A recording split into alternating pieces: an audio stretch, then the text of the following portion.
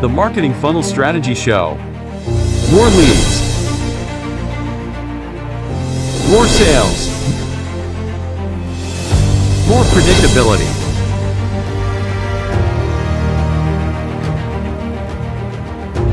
Introducing Jared Hyman, sales and marketing expert. Introducing Serena Carley, marketing and outsourcing expert.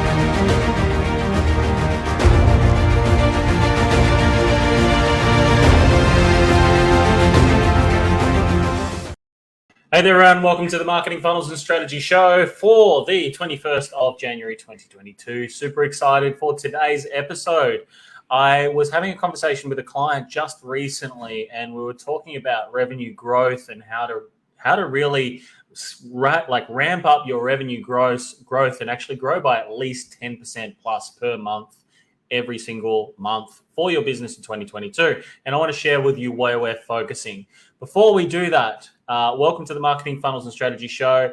And you guys know the deal. We're coming at you guys free 2 times per week with strategies, systems, marketing advice, sales advice, growth advice, revenue specific to help you take your business to a whole new level and make 2022 the best you've ever had.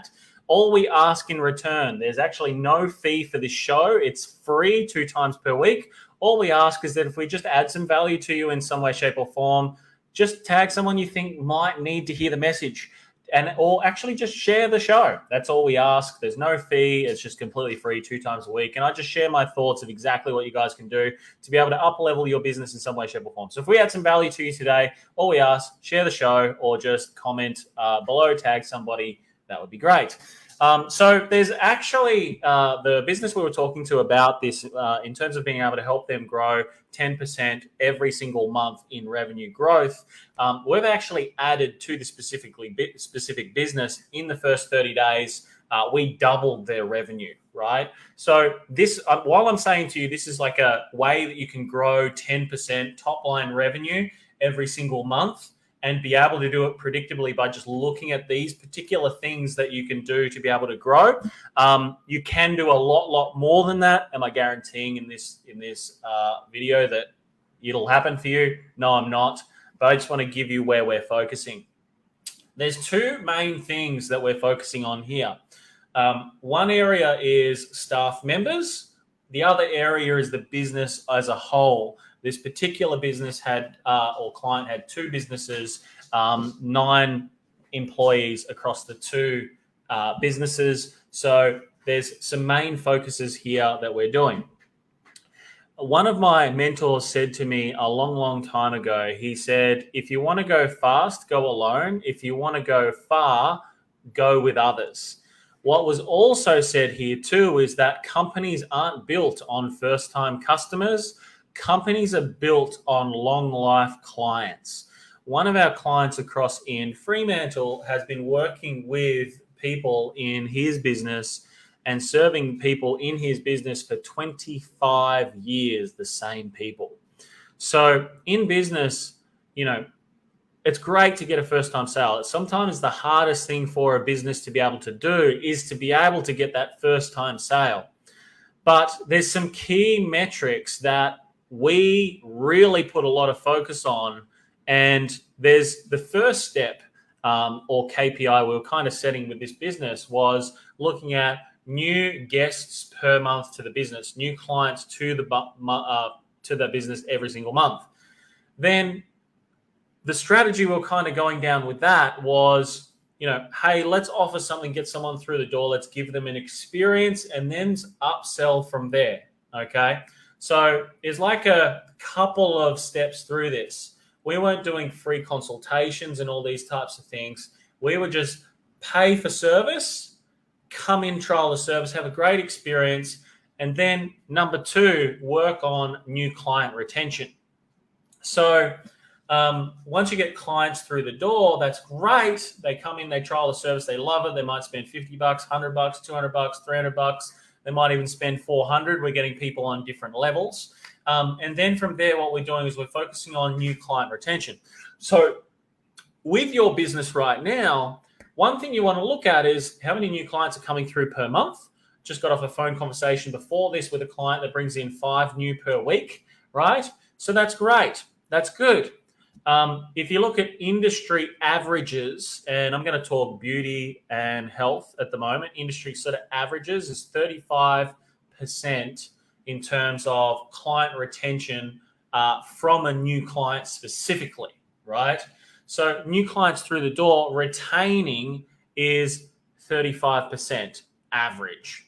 Now, obviously, none of you get onto these types of lives or anything like that to be average. So we're setting very specific goals to be able to get to a minimum of 50% new client retention upgrades as a benchmark for what's coming through the business right now.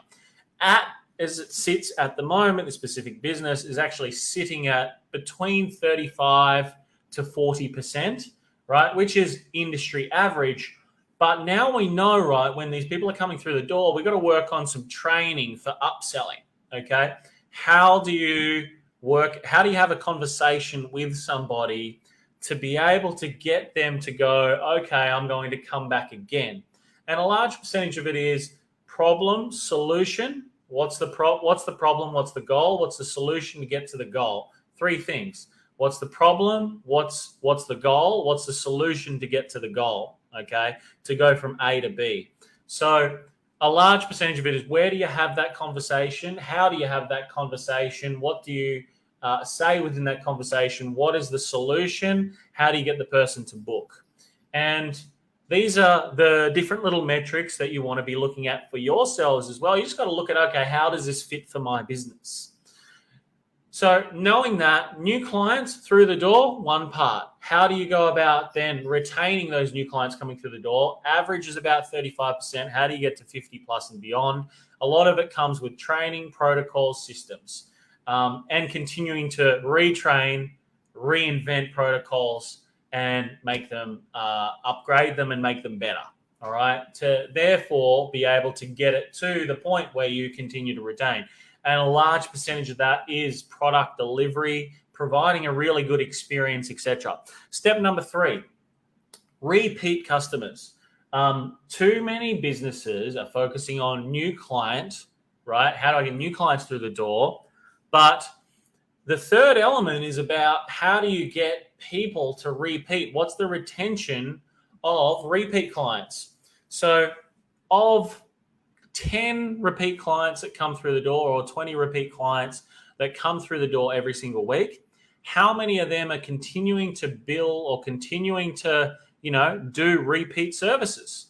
How many of them that are coming through are continuing to buy more products, rebook, all these types of things? If you look at hairdressers, and if you look at barbershops, and if you look at beauty salons specifically, or beauty clinics as well, all of them solve problems, or like everyone that comes through the door will have problems.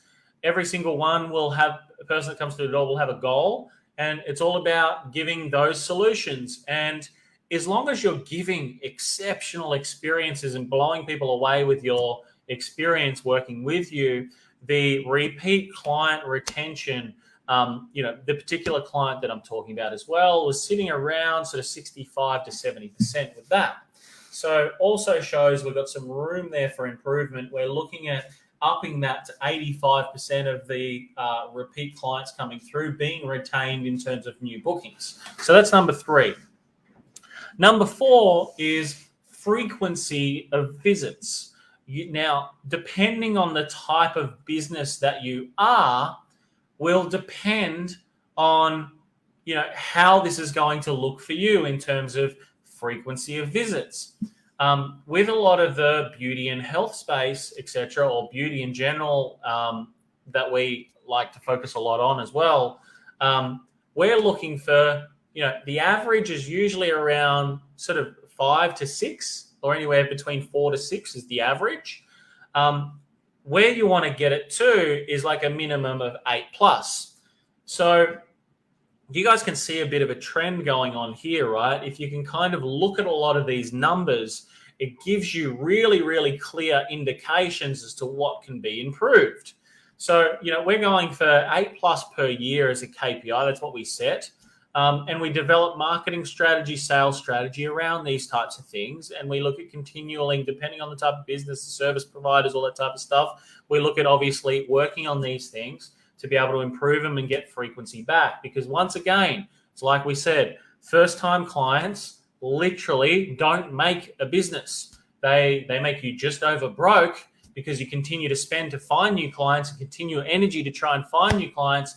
Whereas if you can find new ways to solve new problems for particular clients that come through and have maintenance programs and systems and outcome-based type programs, it can help you to be able to up the frequency, retain repeat clients, retain new clients, and be able to grow your business. The number 5 in terms of focus is average ticket prices. So average amounts spent per booking, per customer through the door, per client through the door for your business. Now, funny thing, with a lot of the beauty businesses that we're working with now, a lot of the averages coming through the door are generally between that sort of $60 through to, or 50 through to 100 average. So if you look at it, some products and services like 400, 500, some of them are like 200, some of them are 100, some are 50, some are 25, 35, when people are using companies like Groupon and all those types of things as well. There's like the average ticket price across the board of what someone's spending, which is generally between that 50 sort of region right through to 100, which is quite a large spectrum. Most of them sit between that sort of 50 to 70, slightly different depending on a business. But, what we look for is we look to try and get it well and truly past the 100 as well, which a large percentage of this is, hey, what am I advertising? What products am I remarketing? What products am I upselling? Am I selling some outcome-based programs to help people get an outcome with their self in some way, shape, or form? It's these things here that can make a huge, big difference. You can go from either selling services or to selling outcomes. Are the two different things that you can do to be able to, that'll drastically improve the average ticket price as well, by going from outcome-based as opposed to service-based. Next one. And this is specifically with actually a lot of businesses these days as well, right? Especially in the service industry. The service industry is a tendency to be able to just focus wholly and solely on services. But when you dip into things like retail sales, it can make a huge difference to the top line. Like if you look at it, for every client that comes through the door, on average, they're spending $5 to $10. I don't know what your figures are probably like yet at the moment, but a lot of them are literally like less than $1, less than $1 per client sometimes going through the door, which is crazy. So quite quickly, with a focus on retail and a focus on product-specific type stuff, and really setting some metrics around that for your business and going, okay, how can I increase this side of the business? Because, if you're selling 200 to 300 services a month at $5 a transaction or $10 per service delivered per client, it can make quite a drastic difference in terms of revenue at the end of the month, because this is on top of already what is provided from a service perspective, which is crazy when you think about it, because it's like, hey, all of a sudden I'm doing so much in services. Now I've added 10 grand a month on top by just having a focus on this makes a huge difference. Because if you look at it, right, and you draw this up as a calculated thing, if you're seeing 300 people a month and then you times that by 5, that's an extra $1,500. Might not seem much, but if you turn that into $10 per client going through the door, that's now $3 grand. You turn it into $15 per person going through the door, that's now $4,500. And it goes up and up and up from there, as you can see, right? So very small increments of focus can make a huge difference. Lastly, and this is a metric not too many people really focus on, right, is number 7, productivity, right? What is the productivity goal per employee, per person that works in the company? And because when you look at it, like if you look at, say, for example, companies that do a lot of cold calling, right? There might be it's really hard if you pay someone for 8 hours a day to get someone at 100% productivity level on phones all day for 8 hours cold calling. And you might find I've managed a lot of cold calling companies, and I've managed a lot of like cold sales environment type businesses, right, where you're cold calling all day. And even like within, inbound lead generation, getting people on the phones all day, right, for 8 hours when you're paying them 8 hours is a big ask. It never happens. You could get someone probably for half that day on the phone, 4 hours. That is huge, right? 4 hours is huge for these types of businesses, right? And even like when you've got a service-based business, you've got employees that are physically focusing on, delivering services every single day. They even might be at 50, 60% of productivity levels. Whereas if you can have a metric around how do you, and some processes and protocols around how you increase productivity, you have a productivity goal, most businesses on average are around that sort of 50% productivity. So just by, I guess, giving better quality descriptions to team members as to what they should be doing on a day-to-day basis, what they should be doing when there's nothing to do, where they should be focusing, part of it can be is getting them on board with new client lead generation, right? Responding to inquiries, right? Especially if you've got staff that kind of deliver services, but also upsell services on the back end, right?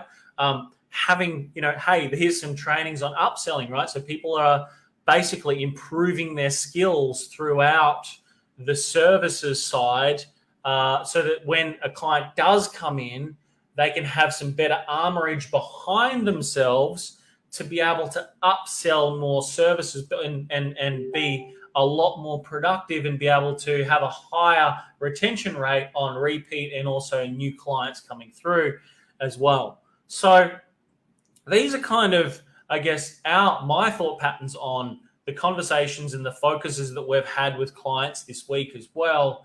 It hasn't been just one conversation, it's been several conversations, and it's even really been around too, how do you set staff KPIs, how do you improve the areas of this around staffing too, to increase revenue, increase profit, and therefore make your business a lot more sustainable so it can actually run without the general day-to-day actions of you as the business owner, just because people have real clarity and are actively looking to improve in your business as well. And a large percentage of it is around creating things, systems, protocols around this as well, to be able to, and continuing to improve that so that you can go to a new level as well. So that's my rant for today. And it's about, maybe it'd be worthwhile, a lot of you that are maybe even watching the recording, go through, take some notes in this as well and go, okay, how is this now going to represent my business? What can I do to be able to really up level what these 7 points for myself as well? What is it going to look like? And, if you're in our Facebook group or you're not in our Facebook group yet, wherever you are, maybe go across and check out this video, jump into the Facebook group so you can kind of see it, because we've got 8 other trainings, actually 9 other trainings, in-depth trainings in there around marketing and in there around helping you create more demand in your business so you can start charging more for your services, etc., like that as well, right? And all of that comes with time, process, systems, different ways of thinking to be able to get to these levels. So, guys, go through, watch the video again, go through and focus on these 7 main steps, being new clients per month coming through the door, or week even, right? Focusing on weekly is heaps better. new client retention. How do you retain those new clients that come through the door? How do you get repeat clients to come back through the door and continue to go as well? How do you up the level of frequency of people buying services and products from you so that you can continue to up the average spend per client, which is the next thing, focusing on the average ticket item coming through the door. Do I increase prices? When do you increase prices? What's the strategy behind it? How do I articulate the price increase to people as well, which is super important. Retail sales, bringing in product retailed services to your business so that you can sell more. And then how do you place together offerings to get all team members, including yourself, on board, and then monitoring productivity as well so that you can continue to be able to do more, become more, be more, increase profits, increase the amount of business that's coming your way for your business. So go back over this again. Work out, okay, how do I fit this into my cadence in terms of focus with members in my team? And if you would like some help to be able to really craft together and scale your business, working on a lot of these things as well for you, and focusing a lot on how you bring more clients in the front end profitably. And there's in fact 30 different ways that you can do that. And I want to show you how to do and bring on one of those strategies and systems in so you can grow in 2022 as well. So click in, it's jaredharmon.com/appointment, find a time in our calendar or just shoot a message to the page. Love to have a conversation with you guys. Completely no obligation free. Nothing to sell on these first initial sessions. So nothing you can buy from me. I don't have anything for you to buy, and you can't do that. So book in that session. Love to have a conversation with you to see how we can help you grow and take things to a new level. And just remember, if you do not fight for your own freedom, absolutely nobody else will. So every single day you must get out there. Every single day you must take action. Every single day you must make it happen. Remember to be the warrior. And I'll see you guys on Monday, 1 p.m. Perth time for the Marketing Funnels and Strategy Show. See you all then. Cheers.